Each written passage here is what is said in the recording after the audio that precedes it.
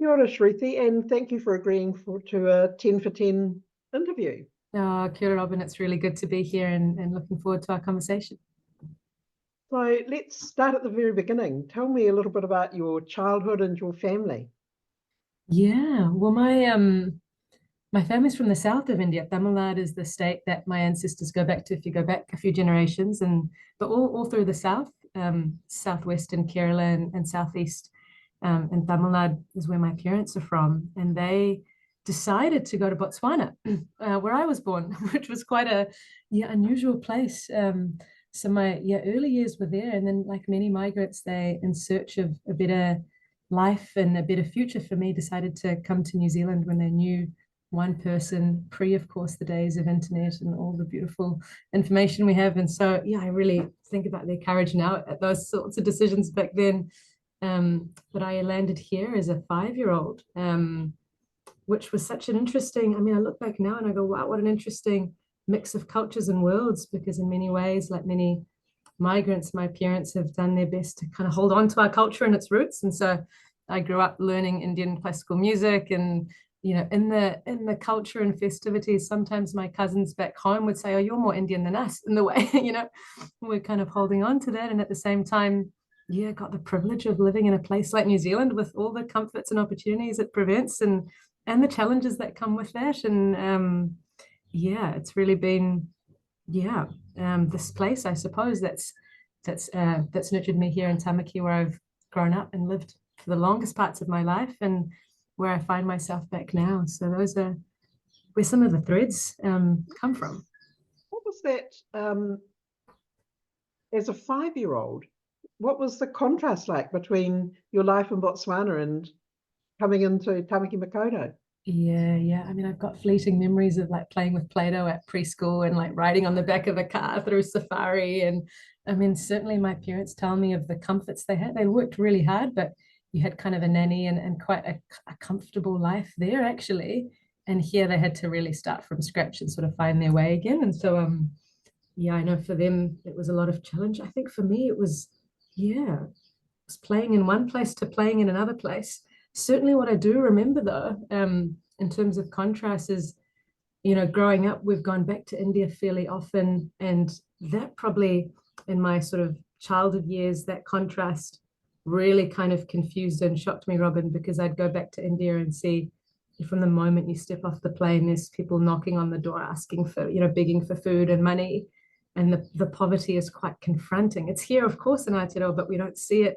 I don't see it day to day in the way I do there. And so I remember that contrast was always a bit of a, whoa, what's going on? Like, they look like me, and yet why are they in the positions they're in? And they sound like me, and yet I've got these opportunities, and this place feels like home, and yet it's so dirty and polluted and so beautiful and so rich. And so that, certainly was a challenging and confusing juxtaposition to navigate as a in the later childhood years. I was thinking that must have become more and more challenging as you got older, as you moved into secondary school and became more questioning. Yeah, in some ways. And then I think part of us gets a bit desensitized as well. Hey, so in some ways, I think, I don't know, I'd really try and hold on to that innocent childlike curiosity that just sees, like that feels so intensely. And so I think certainly in some ways more challenging, and in some ways I look at how in our adult years it's easy also. This didn't necessarily happen to me entirely, but there are parts of me even now when I go back that sort of I think has to desensitize oneself, because it's so overwhelming almost to cope with what we're seeing and the scale of the challenge there. But I think what certainly helped in secondary school was we started having avenues to do something about it. And I was, fundraising with the World Vision 40-hour famine, and we would, feel like there's an avenue for our confusion or our sadness to kind of, often it was typically raising money, and we'd see little education projects or wells being built or roads being built that, were a product of us hassling all of our family friends to give us $5 to not eat for a weekend. And so I think all of that gave some sense of at least meaning or a way to cope with that challenge. Yeah. And with World Vision, you ended up going to Cambodia. how old were you? And tell me a bit about that experience. Yeah, I was 17 at the time, and there were 5 of us from around the country that had the privilege to go. And it was probably one of those moments that I go, Robin, it was life-changing. And I use that word, I mean, sparingly and generously. I think every moment can change us, really. But really, it was one of those experiences that challenged my worldview to the core. Cambodia is a fascinating and beautiful and complicated country. And in that trip, we were confronted with the history and genocide that took place there. And I remember really struggling to make sense of humanity. How can we do this to each other at such scale? And what must happen to our psyche for us to dehumanize each other and feel capable of kind of committing the genocide that happened there? So that was just quite, destabilizing. It challenged some of my like very core beliefs about life and God and purpose. I thought God existed, but how could a God allow such, suffering to exist? And so these very core kind of maybe building block beliefs started being challenged. And at the same time, the warmth and the love we experienced from the Cambodians was something else. And I remember, sitting on the, walking down the road even and just greeting people suastay in their language, Khmer, and people would, have one bowl of rice and give you a portion and take a portion because that spirit of Manaki was so ingrained in them. And the sort of, not to, for a moment to diminish the suffering and the trauma, but the joy and the richness and the compassion, and really, awoke, such a deep respect and love and an aspect of me that I had never quite experienced. And then I think also seeing the impact we could make. I mean, I think it really broke me, Robin, because in the later India trips, I didn't have to really confront poverty for length. I'd see it, but I could sort of block it away. But in this trip, we met child prostitutes and child slaves, and we saw how government were allowing certain behaviors to continue to happen, and learned more about overseas aid and trade. And when you start getting into the politics of all of this, I mean, one can feel quite helpless and lost, which certainly was some of the feeling, but also there was this fire in me of, wow, even if it's $5 or $10 that we can contribute, or a little bit of advocacy, it really makes a tangible difference for those that are most in need. And so I came back with this, almost channeling all this anger into activism and engaging all my peers at uni to get behind the mission. And so, I'm sort of rambling now, Robin, but I guess it has shaped and continues to shape what I value and how I see the world, and my own gratefulness for what I have on a daily basis, really. Shruthi, was there anybody who guided you through that, who, like, did you have a mentor or somebody who was helping you understand your feelings and the possibilities of activism? Yeah, I mean, there was certainly some of the chaperones in the World Vision team that I think were helpful, sort of and pillars in that journey.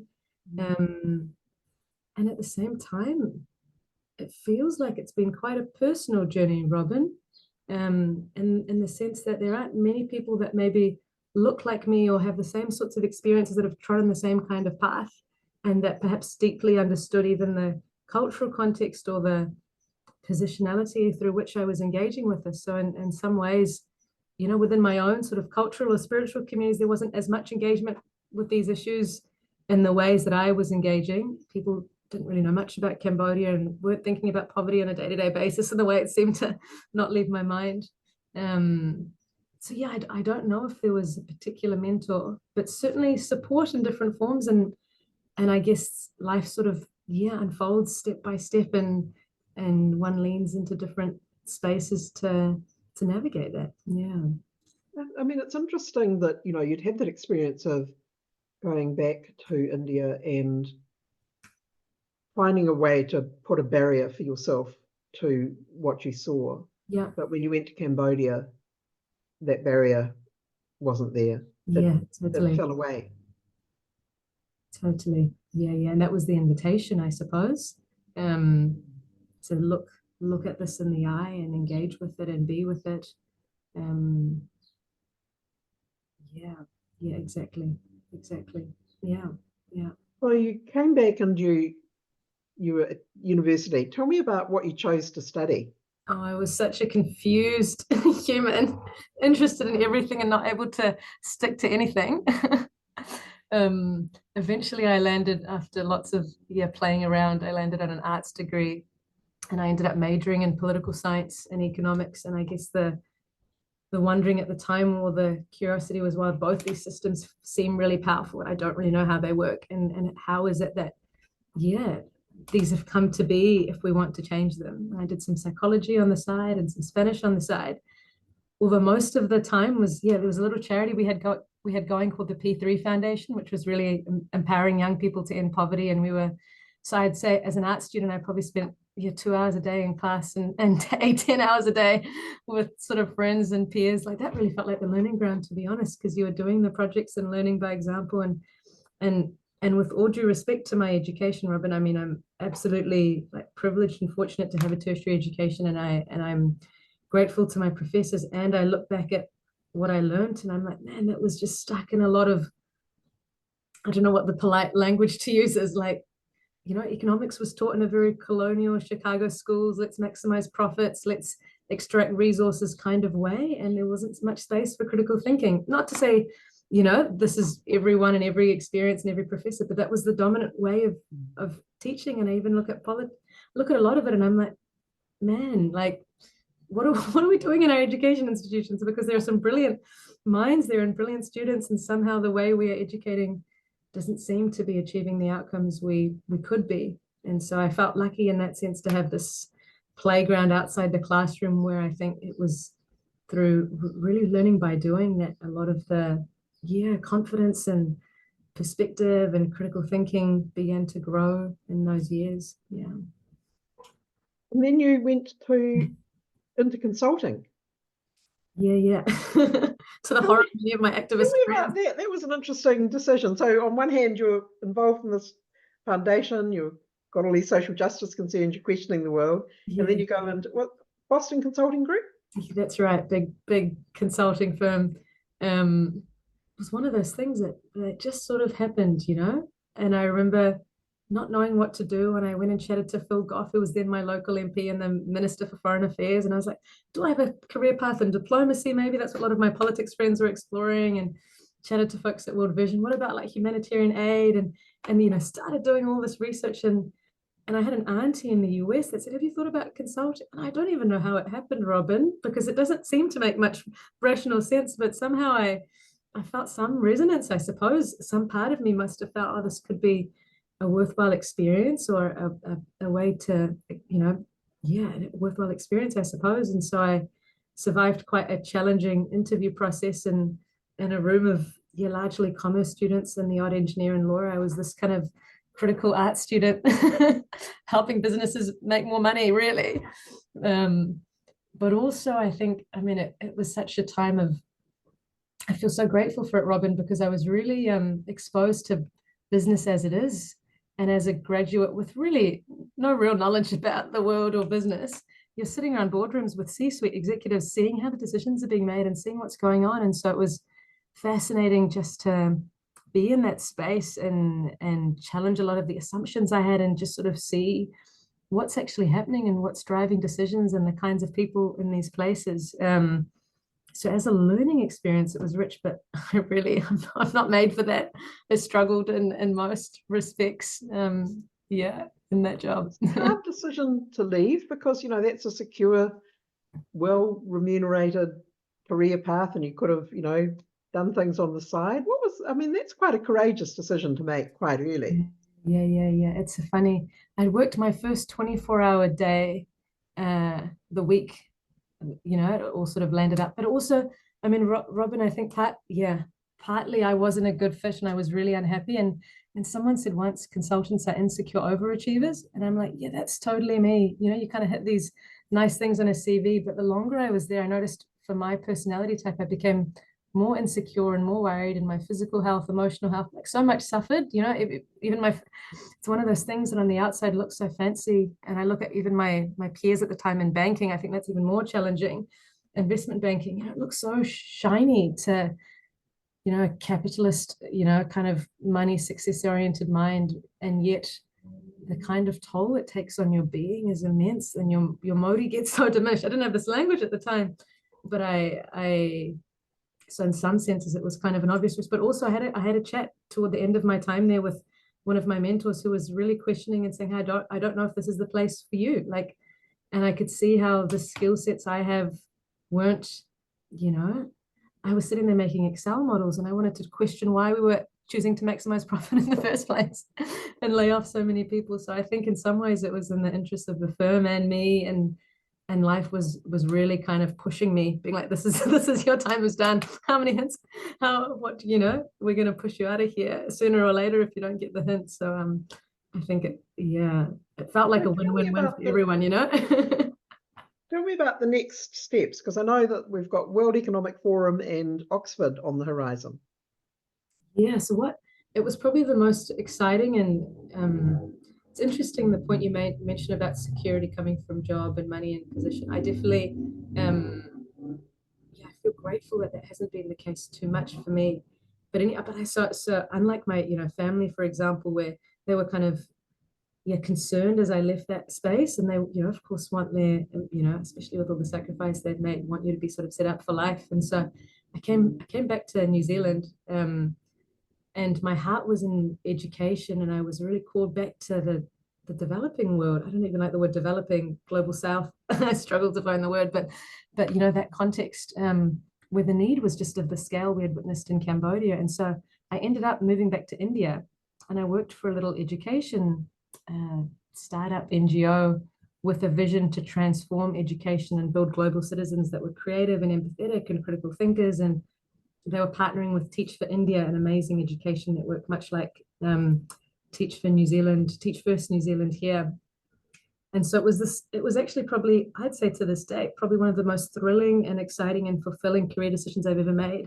We were in the front line with schools, with teachers, making curriculum, telling the stories of ordinary people with these videos in a way that would spark empathy. And so 1 week with the farmer, 1 week with the rural, you know, principal, 1 week with the paramedic, 1 week with the guy who makes chai on the roadside, and 1 week with a blind kind of street performer / beggar from the trains. And it was fascinating, Robin, because I had been to India so many times, but experienced this tiny piece of like middle class India with my family in a very, you know, Hindu kind of context. Like I'd experienced this one sliver of India, and here I was in this vast and complex and rich land, kind of free, to the shock of most of my family. My parents were like, you can travel anywhere in the world, but don't go to India. We've seen the dangers of that place. But it was really, I mean, we were sensible and you know, watched ourselves, but it was thrilling and fulfilling. And I think there's something about being in the sort of highly idealistic team in your mid-20s with this big vision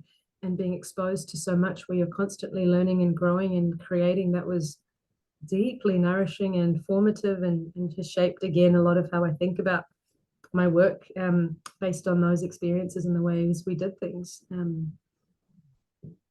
ways we did things there. Yeah. So tell me about the step to doing your MBA at Oxford. Yeah. So I ended up, it all makes sense in my head, but when you put on paper, sometimes it all looks interesting. I ended up coming back home to Aotearoa, and I think what really inspired me or awoke in me when I was in India was just seeing the power of, feels really cliche, but the power of education, and not so much like teaching, but asking questions and bringing out the wisdom that's already there. And it really felt like now maybe the language I would use is non-colonial or non-imposing way to help someone, you know, come to their own truths and realizations. And my own beliefs about life is ultimately we're all good humans at the core. And so if you know, the sort of hypothesis, I suppose, was how can we apply those kinds of approaches with folks in business to help think about business and purpose and value and impact in different ways, not when we're kind of imposing an approach, but holding space for exploration and brave questioning of our beliefs and curious experiments of what could be. And that sort of led me to the world of coaching and facilitation as a method or a practice or a way of doing that with individuals and with groups. And I was particularly interested in the applications, to social enterprise, social innovation, and big, you know, large business as well. And I had spent, maybe the good part of a year and a half back here, training, exploring, when a mentor of mine here said, I think you should go do an MBA. I had sort of, and at first I was like, no, that's what my consulting peers did. Like, that's not the path for me. But you know, that week, I think, or so, I had connected with a friend of mine who had just come back from Oxford's program, and he had a thrilling experience there. And I remember, just out of curiosity, just let me just check what it's like. And I don't want to entertain this too much. I don't want to, you know, but I soon began to read about the Skoll Centre for Social Entrepreneurship and how the program there had a big orientation toward systems change and innovation, and doing business with, you know, with more of a purpose. And so I thought, okay, why not? Let's apply. And really, Robin, it felt like I feel so lucky. Everything just sort of fell into place. I applied quite late, but I had a month to study for the exams and got into the last round of applications. There was one scholarship left that I happened to, you know, I could qualify for, which happened to fall into place. Like, it just felt all the factors of life somehow orchestrated in a way that allowed that to happen. So I was very lucky. Probably 6 months after applying, found myself over there, and again felt like a really, just like India, but in a different way, just such an opening of wow, to be, kind of felt like I tell my friends sometimes, being constantly at a conference, just the amount of ideas and people and conversations that you're having daily, which is on one hand kind of overloading because you can never really process it all, but constantly inspiring and opening you up to things you may have never thought of. So yeah. And then the Emerge Institute. Yes, I guess fast forward a couple of years, was in Oxford doing the MBA, and then working for the university for a while for the Skoll Centre, doing sort of social impact education for students, and really enjoying this space of, I think what we started exploring during the coaching phase of capacity development, capability, supporting people to find their own answers. I think what was missing in the Oxford experience, or what I longed for, which I feel New Zealand has volumes of, Robin, is just the sort of Indigenous wisdom, spiritual wisdom, heart-centered work. It just feels like there's a whole realm when it comes to engaging with social change and poverty, environmental crisis, economic systems change, that there's just so much of that challenge and the possibilities to impact it which exist beyond the cognitive mind and the capacities of the cognitive mind, which, you know, we look to Māori here as leaders, but I look to the saints and mystics in my own tradition, and I'm like, they experienced reality in a whole new way, from a whole new place. And they saw the mind as just almost a package of conditionings in a sense, but they saw the heart and energy and other ways of navigating life. And so I ended up coming back to Aotearoa, and four of us got together. Louise Mara, who's also linked to CSI, Tui Williams, who you may know, Vinnie Lohan, a dear friend, all dear friends. And we had this sort of shared passion of how do we think about systems change, but from this very inside out, holistic, decolonial, way of understanding the world, which was almost entirely absent, I would say, from the times, I've spent learning or engaging in social change work in other contexts, particularly the UK. And yet it felt like the soil was really ripe with that here. And so Emerge Institute was kind of an expression of our desire to support social change makers, innovators, people working on problems to do so in a way where they are really, I guess, humble and aware of how their own inner state affects their capacity to make change. And Theory, you and Otto Sharma, I'd say, were a big kind of inspiration in that, and lots of people's work like his that we've built upon. And it was an exciting time to go, how do we build this here and be of service with all that we've learned abroad right here in this land that we are on now. And tell me about your mahi now, what you're doing, what's happening in your life. Yeah. I guess those threads have really stayed, Robin. I feel like the expression of that work or the vehicles sometimes are changing, but I say these threads of wanting to see an Aotearoa, but beyond an Aotearoa, I feel very idealistic in saying this, but it's quite nice to keep owning it, to see a kind of world where nature and people can thrive, and where, qualities of respect and love and care and empathy trump the qualities of greed and power and insecurity and fear that are so pervasive now. So that still feels like a mission. There's a part of me that's really drawn to reimagining our economic systems, which was a lot of what I spent the time in Oxford thinking about and wrestling with. And yes, there's also this awareness that before we can create these new policies, we need to, live it and be it down here in our bodies. We need to heal the trauma and clear the energy and, really lead from a different space, from a more interconnected space. And so that's, I guess, the heart of the mahi, trying to be of service to others who are trying to lead in that way, coaching social entrepreneurs, working with groups of leaders that feel aligned or feel resonant with that way of leading. There's so many ways of leading that, and this is not the right way or the only way, but it's a way that feels really resonant to oneself. And so that's been the mahi of the last years, and there've been different partnerships and collaborations and forms. Continuing to work with and partner with Indigenous communities here and overseas has been really rich, and there's been a couple of elders in the US, Native American elders, that have been amazing. But really that thread, I'd say, is quite consistent, and it's been beautiful to see that consciousness sort of growing in the sector and in our society in a way that perhaps was not present 10 years ago when I went off to consulting, and we didn't even have the language for a lot of the things we can express now. When you bring the approaches and that you're talking about now into new environments with people for whom this is a completely new way of thinking about the world and their work and their place in it and what they bring to their lives, what sort of reactions do you get? This is kind of bold stuff. I think there's enough dissatisfaction with the status quo that there's now kind of an openness that perhaps we might not have seen before.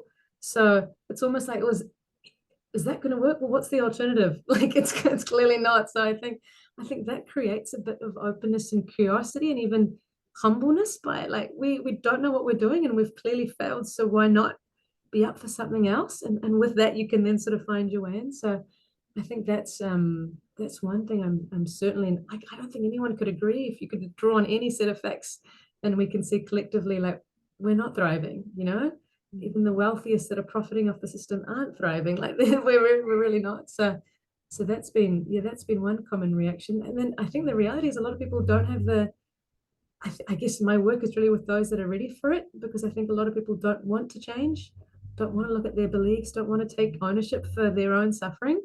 And it's easier to blame and think it's out there and it's separate. And so I think if someone's not ready or wanting this, then really to respect that and respect the resistance, that it's wise as well, and really go where there is openness and willingness. I think that's where it's been most effective, and plenty of doors that have closed as well. There've been some clients that I've worked with, a big bank that I think was more willing, and then new leadership came in a sense of, actually, we just want to focus on other things right now, and all of the systems changing stuff isn't our priority. And so I think with a lot of respect for where people are at, kind of going when there's an invitation, when there's an opening for something different.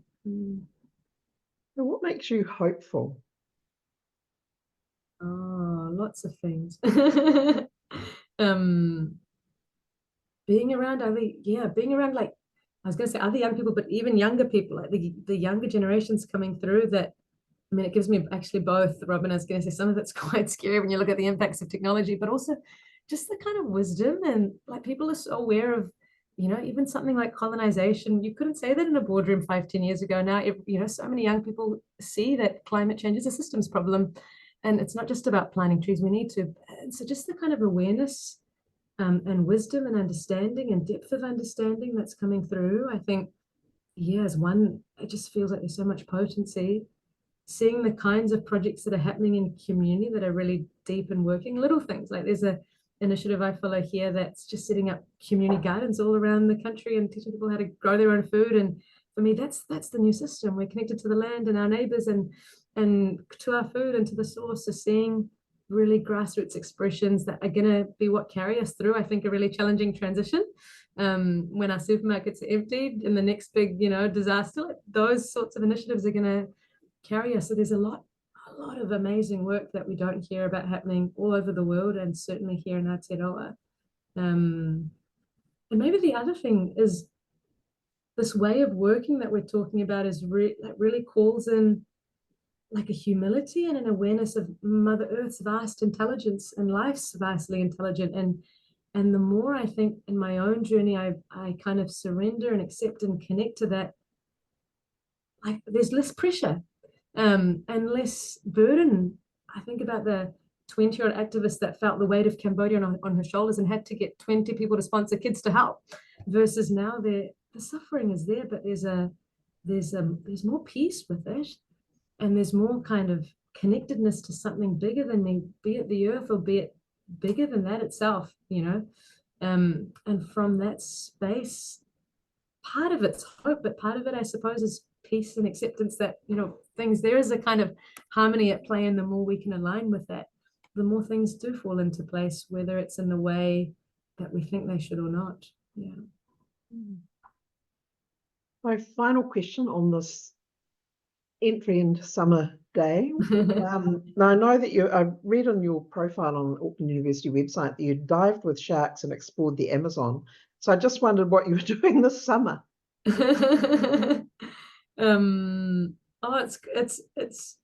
It's not such an event. A lot of gardening, I hope. A lot of gardening at the beach, swimming a lot, quality time with friends. There's no big adventures, though.